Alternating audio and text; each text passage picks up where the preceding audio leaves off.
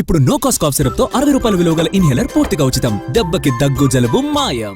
రాజమండ్రిలో కల్తీ పాలు తాగిన ఘటనలో మృతుల సంఖ్య 3కు చేరుకుంది. మరొకరు చనిపోయారు. రాజమండ్రికి చెందిన రమణి కాకినాడ జీజీహెచ్ లో చికిత్స పొందుతూ చనిపోయింది. మృతుల సంఖ్య పెరుగుతూ ఉండడం ఆందోళన కలిగిస్తోంది.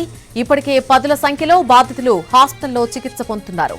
దీంతో వైద్య శాఖ అలర్ట్ అయింది. ప్రభావిత ప్రాంతాల్లో మెడికల్ టెస్టులు నిర్వహిస్తున్నారు. మరొకవైపు దీనికి కారణమైన పాల వ్యాపారిని పోలీసులు అరెస్ట్ చేశారు. రాజమండ్రిలోని పలు కాలనీల్లో అకస్మాత్తుగా వృద్ధులు, చిన్నారులు అనారోగ్యం బారిన పడ్డారు.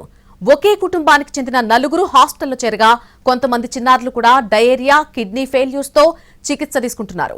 లాలా చెరువు పరిధిలోని చౌడేశ్వర నగర్, స్వరూప్ నగర్ ప్రాంతాల్లో బాధితుల సంఖ్య ఒక్కసారిగా పెరగడంతో రాజమండ్రిలో కలకలం రేగింది. దీంతో ఆయా ప్రాంత ప్రజలంతా తీవ్ర భయాందోళనకు లోనయ్యారు. రాజమండ్రిలోని పలు ప్రైవేట్ హాస్పిటల్స్ లో పలువురు డయేరియా, మూత్రపిండాల వ్యాధులతో చికిత్స తీసుకుంటున్నారు.